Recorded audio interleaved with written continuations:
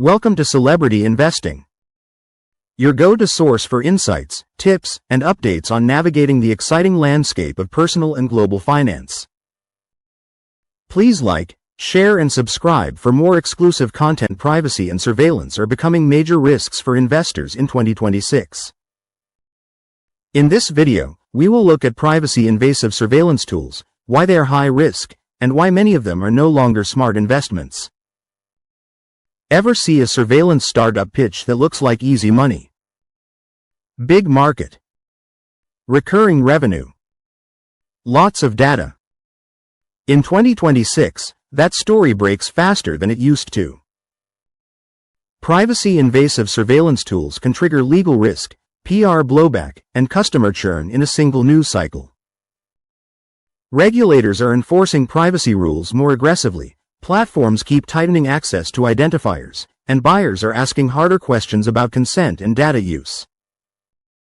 In this video, privacy-invasive surveillance tools means products that collect, match, or track people in ways they did not clearly agree to or cannot reasonably avoid. You will get a plain language list of high-risk categories to avoid, why they tend to fail, and what to invest in instead if you want growth without the same downside. Why privacy-invasive surveillance tools are a bad bet in 2026. Some surveillance products can ship fast and sell fast. The problem is that their core asset, personal data collected at scale, is also their biggest liability. In 2026, investment risk comes from two directions.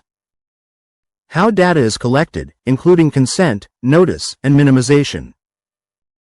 How it is used, including profiling, automated decisions, sharing, and resale. Even public data can become toxic when it is bundled, scored, and sold. A few predictable failure paths show up again and again. Regulatory actions that force product changes, not just fines.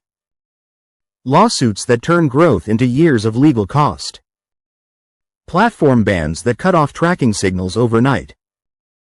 Brand damage that makes enterprise sales slow and expensive. Shrinking data access that weakens the product over time. Regulation is getting stricter, and fines can erase returns.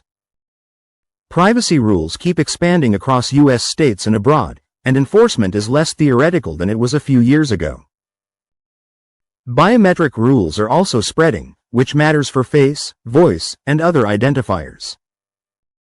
For investors, the practical impact is simple. Higher compliance cost and slower go-to-market.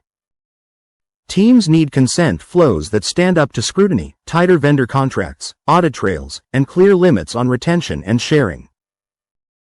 Biometrics raise the stakes even more. Many buyers now demand proof of consent, opt-out paths, and strong security controls. If a product depends on capture first and justify later, the business cannot rely on stable margins. Data sources are drying up. Browsers, phones, and platforms are closing doors. Surveillance tools often depend on third-party tracking and silent collection. This includes ad tech identifiers, device IDs, or background location. In 2026, those signals are harder to get and easier to lose. Browsers keep restricting cross-site tracking. Mobile platforms limit tracking permissions.